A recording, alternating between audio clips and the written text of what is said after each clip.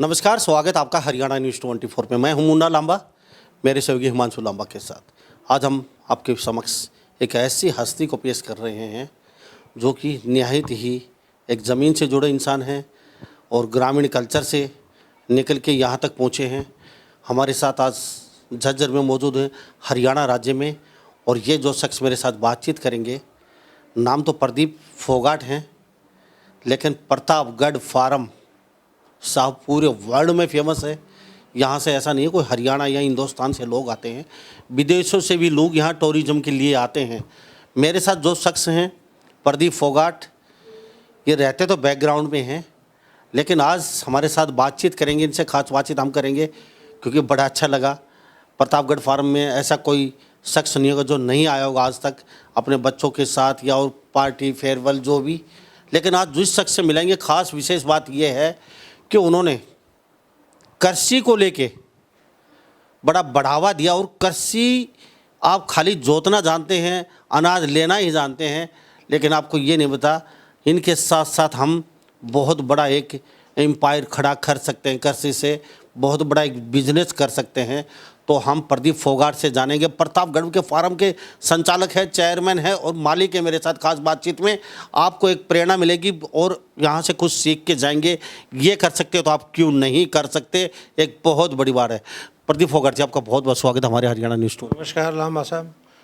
प्रदीप फोगाट जी, सबसे पहले जानना चाहूँगा कौन से गाँव से आप?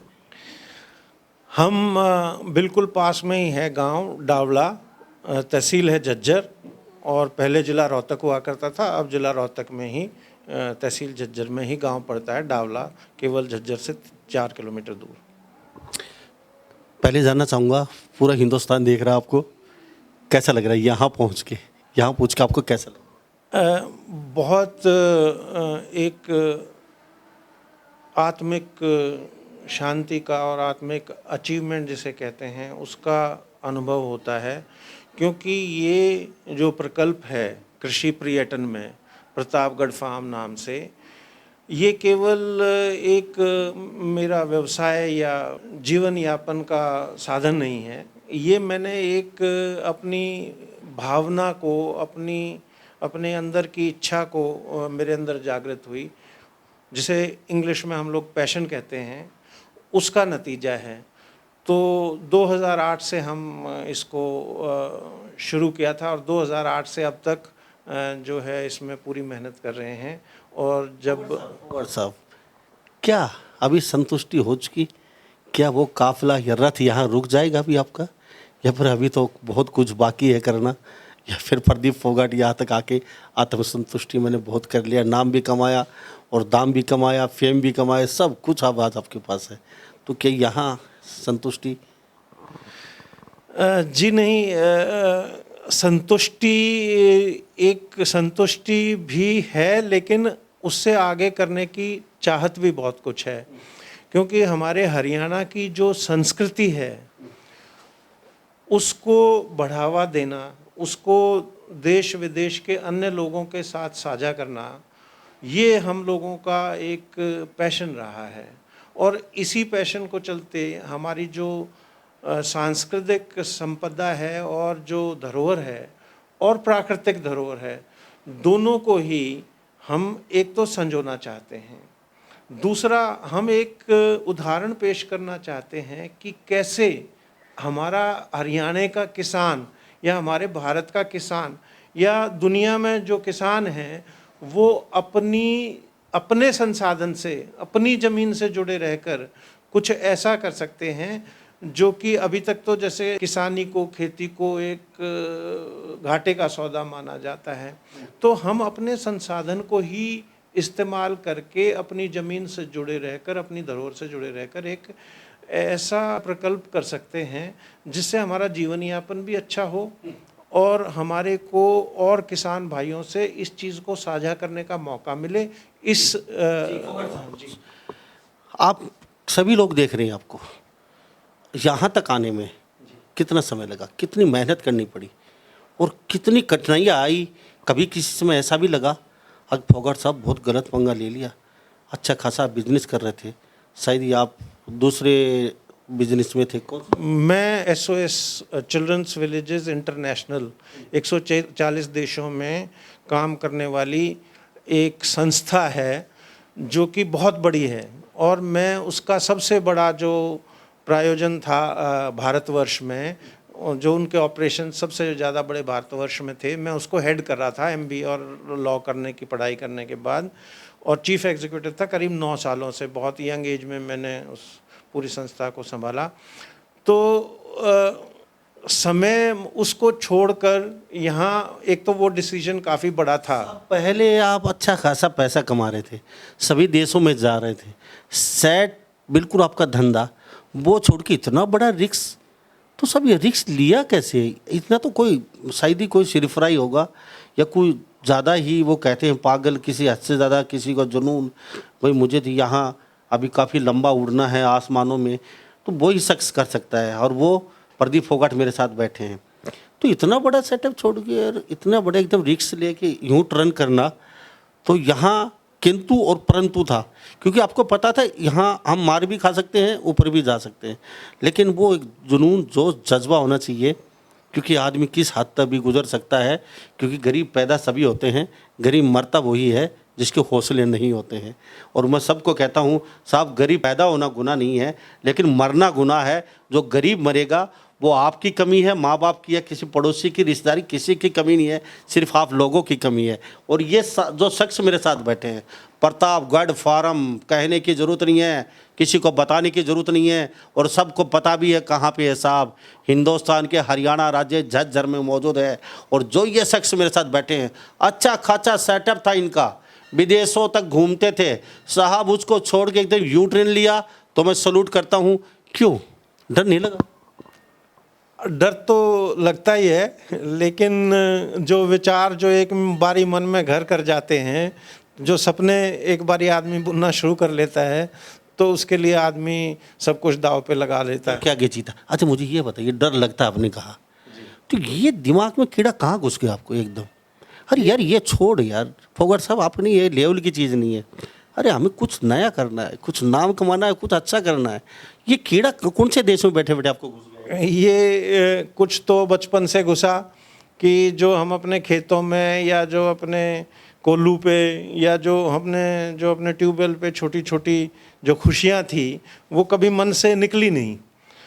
और हमने जब देश विदेश में घूमा, तो कई जगह हमें, ऐसा नहीं है कि ये कोई यहाँ से पहला आइडिया है, कई जगह हमने लोगों को ये काम करते देखा। एक बारी हंगरी में हम लोगों को एक फार्म पे गए, तो वहाँ एक वृद्ध महिला और उनके पति थे जो किसान थे। तो शाम को उन्होंने, हम करीब 20 लोग उनके यहाँ डिनर पे गए, ऐसा ही उन्होंने फार्म खोला हुआ था। इसी तरह इटली में जो अंगूर की जो बाग हैं वो उनको दिखाते थे। इसी तरह इक्वाडोर में जो है, इक्वाडोर नाम का एक देश है साउथ अमेरिका में, वहाँ उनके यहाँ एक साधारण सा पशु होता है, लेकिन वो थोड़ा सा अजीब है, उसकी शरीर बकरी के जैसा और जो ऊँट जैसी गर्दन, लामा बोलते हैं उसको। वो उसी के चारों तरफ उन्होंने पर्यटन बना रखा था। तो हमने सोचा, जब विचार मन में आया और कई साल तक आया, हाँ हमारे पास तो बहुत कुछ है, मुर्रा नस्ल की भैंस है, अपनी देसी गाय है, ठीक है, अपने देसी असील मुर्गे मुर्गी हैं, तो अपने पास हर तरह की खेती है। तो जब ये विचार एक बारी मन में जो एक बारी आया, तो ये बस फिर गया नहीं। तो इसी के चलते 2006 में मैंने धीरे धीरे अपने खेतों को एक मोड़ देना शुरू किया। खुद की ज़मीन कितनी थी आपने? हमारे पास करीब 10 एकड़ थे। तो आज फार्म आपके नीचे की? आज हमारे पास करीब 20 एकड़ हैं। तो जब हम शुरू में आए तो यहाँ ना तो पीने का पानी था, तपती धूप और गर्मी थी, और ये जो रास्ता आप जिससे आ रहे हैं, इस पे ट्रैक्टर पूरा धंस गया था। हमें निकालने में ही दो महीने ट्रैक्टर को ही बाहर निकालने में लग गए थे। और जब हमने शुरू किया, तो पहली बारी जब हमने बच्चे स्कूलों के बुलाने शुरू किए, तो एक्चुअली खेत में ही शुरू कर दिए थे, यहाँ कुछ भी नहीं था। कुछ हमने टेंट लगाए फौजी, और कुछ छान डाली 2-3, और 2-3 छान डाल के हमने बच्चे दिन में बुलाने शुरू कर दिए। तो ऐसा कुछ अब तो टिकट लगती है, पहले फ्री ऑफ कॉस्ट बुलाते थे। नहीं, बहुत ही नॉमिनल, जब हमारे पास सुविधाएं ज़्यादा नहीं थी तो हम नॉमिनल कॉस्ट में जो हमारा खाने लंच पकाने का, हम यहाँ खुले में ही लंच पकाते थे। तो खुले में हमने जैसे अच्छे अच्छे स्कूल जो जिनको बच्चों को चाहत थी खेत दिखाने की, बच्चों को हमने यहाँ ऐसे ही लाना भी शुरू किया एक एक्सपेरिमेंट के लिए। तो हमें पता चला कि लोगों को बहुत ज़रूरत है अपने प्रकृति से, अपने बचपन से, अपने बैकग्राउंड से जुड़ने की, और बहुत चाहत है। आपके पिताजी जिंदा थे जो आप ये जो नहीं, हमारे पिताजी, माता जी माता जी थी। माता जी ने आपको एक बार भी नहीं कहा अक बेटा तू डबो की छोड़ा गया, थोड़ी भी फसल मिले है इसने वो नहीं लेने देगा, क्या करने लग रहा है, हमारे तो समझ में नहीं आ रहा, ऐसा कुछ हुआ? उनके मन में कभी बहुत विचार आते थे, कभी कभी एक्सप्रेस करती थी, लेकिन उनको भी अच्छा लगता था, गर्व भी महसूस हुआ कि हमारे यहाँ भी कोई जो हमारी पूर्वजों की जगह है यहाँ पे भी कोई आ रहा है। तो 10 एकड़ से 20 एकड़ धीरे धीरे आपने मिला लिए पार्टनर, या फिर अब खुद की जमीन खरीदी? नहीं, कुछ तो हमने धीरे धीरे जो थोड़ी बहुत ज़मीन जो हमें चाहिए थी वो हमने धीरे धीरे खरीदी अपनी और जगह। एक्चुअली जैसे जो प्लॉट थे इधर उधर गांव में, तो मैंने 20 साल लंबा period। हाँ, मैंने वो कंसोलिडेट किया, अपनी सारी प्रॉपर्टी बेच के मैंने यहाँ कंसोलिडेट किया, और अपना पीएफ जो ग्रेचुइटी जो मेरी पुरानी नौकरी में काफ़ी मेरा अच्छा पैकेज था तो वो मिली, तो वो सारी इन्वेस्ट करके मैंने भाई बंधुओं से जो है और ज़मीन ली, और अब ये करीब 20 एकड़ हमारे पास यहाँ पे है। काफ़ी कठिनाई आई यहाँ तक पहुँचने? हाँ, कठिनाई एक तो पहली बात तो जो सोच थी शुरू में हमारे आस पड़ोस में कि भाई ये क्या क्या हो रहा है यहाँ। दूसरा, इंफ्रास्ट्रक्चर को डेवलप करने में काफ़ी वक्त लगा, बिजली लाने में, और जो है यहाँ जो रास्ता बना है, अब तो खैर सरकार ने बहुत इंटरेस्ट लिया है 2-3 साल। अब तो G20 आपके यहीं पे हुआ है, पूरे देश ने देखा होगा G20 की यहाँ मीटिंग हुई है, पूरे विदेश, पूरा यहाँ पे, पूरा वर्ल्ड यहाँ पे, सब पूरे वर्ल्ड के नेता यहाँ पे आए हुए थे, और मोदी जी सब यहाँ पे G20 की काफ़ी बड़ी मीटिंग यहाँ पे रखी गई, तो हर नेता यहाँ पे पहुँचे थे। तो उस समय तो फिर स्वाभाविक आपका डेवलपमेंट होना ही। जी, एक्चुअली हरियाणा सरकार ने 2003 से ये नीति लागू की है, जो किसान को एक परमिशन देने की कि आप कृषि पर्यटन अपनी खेती की ज़मीन पे कर सकते हैं। फिर 2008 में नीति सरकार ने बनाई। आज तो भारत सरकार ने भी बहुत बड़ी रणनीति बनाई है ग्रामीण पर्यटन के लिए, और हरियाणा गवर्नमेंट ने काफ़ी साथ दिया शुरू से, जैसे क्रेडिबिलिटी बनाने में। वरना अगर हमें अप्रूवल ना हो तो ये अप्रूवल के बाद सरकार हमारे कृषि पर्यटन फार्मों को, करीब 30 हैं हरियाणा में, उनको अपनी वेबसाइट पे लिस्ट करती है। तो शुरू में तो आने जाने वाले का जो पर्यटक था उसका साहस बढ़ता है कि हरियाणा गवर्नमेंट इसमें की सहमति से बना हुआ है, अप्रूवल से, स्टैंडर्ड से। कभी चुनाव लड़ने का इरादा है? जी, अभी तो नहीं है, अभी तो इसी में लगे हुए हैं। अभी 1.5 साल विधानसभा के हैं और 11 महीने बचे हैं लोकसभा चुनाव। अभी तो ऐसा कोई प्रायोजन नहीं है। तो मेरे साथ प्रदीप धनखड़, खास बातचीत में बने हुए हैं। प्रतापगढ़ फार्म हाउस पूरे वर्ल्ड में फेमस है यहाँ पे। मैं सब चलते चलते एक बात और कहना चाहूँगा। मैं अक्सर ये कहता हूँ, दुनिया में सबसे बड़ा रोग है दुनिया क्या कहेगी। साहब अगर ये सोचोगे दुनिया क्या कहेगी, तो प्रदीप फोगाट जी मेरे साथ खास बातचीत में हैं। ये आज यहाँ नहीं होते, साहब कहीं दिल्ली में अपनी कोठी में पड़े होते और वहाँ पे अपने टीवी अखबार पढ़ रहे होते, इनका क्राइटेरिया होता। इन्होंने कभी नहीं सोचा दुनिया क्या कहेगी, इन्होंने ये छोड़ा दुनिया पे, दुनिया क्या कहेगी वो दुनिया वाले सोचे, वो उनका काम है, और ये चलते गए। मैं अक्सर कहता हूँ जब भी आप आगे बढ़ेंगे तो साहब टांग खचाई वाले आगे आ ही जाते हैं, मोरल डाउन करने वाले आगे आ ही जाते हैं कि तुमसे हो नहीं पाएगा, तुम कर नहीं पाओगे, तुमसे तो कभी हो ही नहीं सकता, ये तो असंभव है। इनके साथ भी यही हुआ, ये खुद बता रहे हैं। मोरल डाउन जरूर किया, किसी ने ये नहीं कहा तुम कुछ अच्छा कर सकते हो, लेकिन यहाँ आग होनी चाहिए दिल में कुछ करने की। और साहब ऊंचाइयाँ वो ही छूते हैं जिनके हौसले बुलंद होते हैं। प्रदीप फोगाट जी, काफ़ी डगर आई उतार चढ़ाव की, कई बार ऐसा लगा यार ये गलत पंगा ले लिया, लेकिन आपने हिम्मत रही, लगातार चलते रहे हैं। तो अभी और क्या इरादा है इसका, कुछ डेवलपमेंट का कुछ बड़ा इरादा है? उससे पहले नाना कितने भाई हैं आप? हम 3 भाई थे, अभी 2 हैं। दोनों मेरे बड़े भाई आर्मी में थे। और आर्मी से आने के बाद क्या आपके साथ ही काम कर रहे हैं? ने आर्मी से आने के बाद उन्होंने अपने सिक्योरिटी के एजेंसी का प्रकल्प चला रखा है। हाँ जी। तो आपके कितने बेटे हैं? 2 बेटे हैं। तो एक ने लॉ किया हुआ है, एक ने इंजीनियरिंग की हुई है। बहुत अच्छी बात है।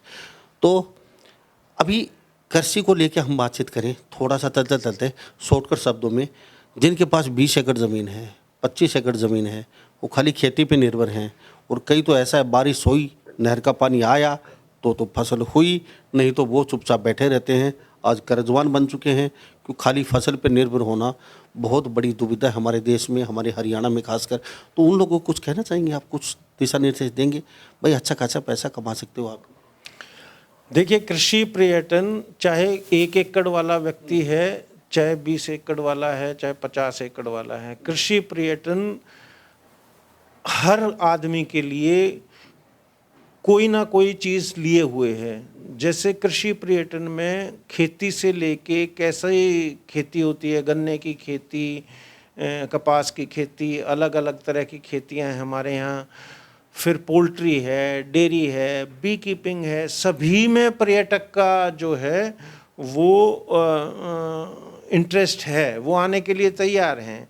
तो थोड़ा सा अपना, चाहे आपके पास 1 कमरा है, 2 कमरे हैं, ढाणी बनाई हुई है, कुछ भी है, तो आज का जो पर्यटक है वो अनुभव अलग अलग तरीके के चाहता है, तो आने को तैयार है। आप इमेजिन करिए कि हिमाचल की होम स्टे स्कीम में हमारे जैसे जो गांव के लोग हैं, आज 19,000 कमरे प्रोवाइड करते हैं वो टूरिस्ट को। कोई होटल इंडस्ट्री नहीं कर सकती। यहाँ ऐसा क्या है, कौन कमरे प्राइवेट को कमरे कौन लेगा, कौन आएगा? ऐसे लोगों की धारणा है, सोच है, यहाँ ऐसा क्या? बिल्कुल आएगा। आप मान लिया कि एक पोल्ट्री फार्म है, आप कड़कनाथ मुर्गे पालते हैं, आप छोटे से 2-4 रूम बना लीजिए आसपास। आप लोगों को हमारी पोल्ट्री में इंटरेस्ट है, लोगों को आज A2 मिल्क और हमारी देसी गायों में इतना ज़बरदस्त इंटरेस्ट है कि जो देसी गाय आज से 4 साल 5 साल पहले 20,000 की हुआ करती थी, आज 2-2 लाख में हमारे किसान बेच रहे हैं। बहुत सारे आयाम हैं। तो आप कभी जाते हैं क्या ये सेमिनार छोटे छोटे गाँव में, ढाणियों में? कभी आपकी जिम्मेदारी कभी सरकार ने लगाई है? आप प्रदीप फोगाट जी, आपने इतना बड़ा एक धूल, यहाँ पे मिट्टी, जंगल, बियाबान होता था, लोग आने से यहाँ पे डरते थे, उस आज आपने चमन बना दी इस जगह, तो उस समय आपको भी डर लगता है यार, कहाँ एकदम जंगल में, यहाँ पानी की व्यवस्था नहीं, बिजली की व्यवस्था नहीं, सब सूखा पड़ा है दूर दूर तक, यहाँ कोई पक्षी भी उड़ के नहीं आता, कोई चिड़िया भी नहीं आती यहाँ पे, और प्रदीप फोगाट यहाँ पे आके आज चमन बना दिया। उस समय लोग आपको पागल कहते थे, सिरफिरा कहते थे, अरे यार ये कहाँ से आ गया यार, पागल हो चुका है ये तो, अच्छे खासा बिजली छोड़ के यहाँ पे शर्म आने लगा मिट्टी में। लेकिन आपने हिम्मत नहीं हारी, आपका सपना बड़ा था, आपकी सोच लेके आए थे बहुत बड़ी, लेकिन आज उन लोगों को लगने लगा है हाँ उस समय ये सही थे, हम गलत थे। आज वो लोग क्या कहते हैं, पहले ये जानना चाहूँगा। आज वो लोग, आज आप देखें कि करीब 30 फार्म हमारे पास हैं और लोगों में एक्चुअली बहुत एप्लीकेशंस हमारे। इस फार्म आपके पास? 30 फार्म हरियाणा में है कृषि फार्म आज। अच्छा, नहीं आपके यहाँ कृषि पर्यटन फार्म अलग अलग जो प्राइवेट लोग हैं वो अब ये करना चाहते हैं, और हमारे किसान अभी गवर्नमेंट को अप्रोच कर रहे हैं कि हमें भी ये करने का बताइए, करने का। तो अभी यही मैं कह रहा हूँ कि पिछले 2 साल में हमने मोरनी से लेकर और फरीदाबाद और यमुनानगर और ये हरियाणा टूरिज़्म ने सेमिनार, जहाँ पे खुद मंत्री जी, टूरिज़्म मिनिस्टर या खुद जो है प्रिंसिपल सेक्रेटरी टूरिज़्म होते हैं, तो उन्होंने हर समय मुझे आमंत्रित किया है बताने के लिए लोगों को कि किसान बहुत कुछ कर सकता है अगर चाहे तो। छोटा किसान भी, बड़ा किसान भी, मध्यम किसान भी, गन्ने वाला किसान भी, पोल्ट्री वाला किसान भी, डेयरी वाला किसान भी, बी कीपिंग वाला भी, मशरूम कल्टीवेशन भी, हमारे पशुधन पालने वाले। आजकल हमारे बहुत शौक़ है हमारे मुर्रा नस्ल की भैंसों में, जो बड़े बड़े जैसे भैंसे युवराज और ये पाले हुए हैं। तो खेती की प्रदर्शनी, ये सब पर्यटन के आयाम हैं। और मैं हर जगह जाके कहता हूँ। आप कभी जाते भी हैं सेमिनार के लिए? भाई कोई बड़े गांव में वहाँ भेज दिया कृषि, वहाँ के किसान आ गए। अभी शुरुआत जो की थी वो हरियाणा टूरिज्म सेंटर्स में कर रहे हैं कि जहाँ आसपास के किसानों को आमंत्रित किया जाता है। जैसे एक दारूहेड़ा में की, एक दमदमा में की, फिर उसके बाद यमुनानगर में की, फिर अब सुल्तानपुर में अभी कुछ दिन पहले ही सेमिनार हुआ था। तो हर जगह हम जाते हैं सेमिनार में। तो मेरे साथ प्रदीप फोगाट खास बातचीत होने प्रतापगढ़ फार्म हाउस, बिल्कुल फेमस फार्म हाउस है, कहने की जरूरत नहीं किसी को। ये एक आप लोगों की एक स्टोरी है जीती जागती। तो आपका मोरल डाउन हो, जब भी आप मायूस बैठे हो, मैं कर नहीं पाऊंगा, पैसे लगा दिए, अब मैं कहाँ जाऊंगा, एक बार आप इनका चेहरा, इनकी बातचीत ज़रूर सुन लीजिए। क्योंकि साहब उस समय खाली धूल थी, यहाँ पे मिट्टी उड़ती थी, कुछ नहीं था साहब, यहाँ पे चिड़िया भी उड़ के नहीं आती थी, और उस समय ये आके बैठे थे।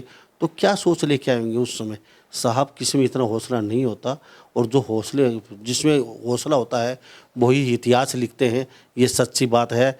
और आपका मोरल डाउन इनका जरूर मिलना। प्रदीप फोगाट जी, बड़ा अच्छा लगा मुझे आपसे बातचीत करके, क्योंकि आप जैसे लोग ही कुछ न कुछ लोगों को शिक्षा देते हैं, सिखा के जाते हैं, क्योंकि लोग आजकल बहुत ही डाउन है मोरल उनका। तो चलते चलते 2 शब्दों में कहिए लोगों को कि कुछ भी कर सकते हैं आप, सिर्फ हौसला होना चाहिए। बिल्कुल बिल्कुल, कुछ भी कर सकते हैं। और कृषि पर्यटन का ये आयाम है, इसमें हमने आपके सामने दिखाया कि बहुत अच्छा ये अपॉर्चुनिटी है। और मुझे लगता है कि बहुत सारे किसान भाई कृषि पर्यटन को हरियाणा में अपनाएंगे। अच्छा, आपको कोई बुलाना चाहे, बड़ा सेमिनार हो गया और कहीं प्रदीप फोगाट जी थोड़ा सा आप आ गया, हमें थोड़ा सा मार्गदर्शन, जैसे वहाँ पे 500,000 किसान आ गए, कुछ आपसे गुरु दक्षिणा लेना चाहते हो, तो सबके जाके कुछ बता सके, हाँ भी आप ये कर सकते हो। बिल्कुल बिल्कुल, जैसे भी अगर इस तरह का कोई इकट्ठा होता है तो बिल्कुल हम उसमें भागीदारी करेंगे। और जो हरियाणा गवर्नमेंट की स्कीम है उसके बारे में भी बताएंगे। जो ministry of tourism government of India की स्कीम है उसके बारे में भी बहुत जानकारी, क्योंकि कॉन्फेडरेशन CII की नेशनल टूरिज़्म कमेटी में मुझे आमंत्रित किया हुआ है। 12 साल से मैं उसका सदस्य हूँ कृषि पर्यटन में। तो कोई भी जानकारी देने के लिए हमारी भागीदारी रहेगी और बहुत प्रसन्नता होगी। अच्छा, एक बात रहेगी चलते चलते वो और पूछ लेता हूँ, G20 का कैसा लगा? सौभाग्य वालों को मिलता है ऐसा मौका, और वो आपके प्रतापगढ़ फार्म को मिला है, कैसा लगा? बहुत एक गर्व की बात है, क्योंकि इस साल प्रेसिडेंसी है इंडिया के पास G20 की, और हर स्टेट और हर जगह जो है प्रयास करती है कि हम G20 की कहीं ना कहीं किसी न किसी रूप में मेज़बानी करें, और हमें ये मौका मिला। तो इसके लिए हरियाणा सरकार को मिनिस्ट्री ऑफ टूरिज़्म, हमारा जो ministry of external affairs tourism की जो टीम है सेंटर में, हमारी हरियाणा सरकार है, हमारे टूरिज़्म मिनिस्टर हैं, हमारे सेक्रेटरी टूरिज़्म हैं, सब ने हमें ये मौका दिया। और इसके लिए हम बहुत बहुत आभारी हैं, और हमें बहुत अच्छा लगा। और मेरे ख्याल में जो हमने जो छोटे मोटे वीडियोज़ सोशल मीडिया पे डाले हैं, उसे देखकर आपको भी लगेगा कि जो हमारे आने वाले लोग थे, G20 के जो मेहमान थे, उनको भी ये बहुत अच्छा लगा। बहुत बहुत धन्यवाद। धन्यवाद जी, धन्यवाद। मेरे साथ प्रदीप धनखड़ बड़े खास बातें बहुत हैं, लेकिन काफ़ी लंबी बात हो जाएगी। हम फिर कभी नेक्स्ट एपिसोड में जरूर इनसे कई खट्टी मीठी बातें करेंगे, इनके जीवन के अनुभव साझा करेंगे हमारे साथ। तो तब तक के लिए आप देख लिए हरियाणा न्यूज़ 24। मैं मुन्ना लांबा मेरे सहयोगी हिमांशु लांबा के साथ। नमस्कार, जय हिंद।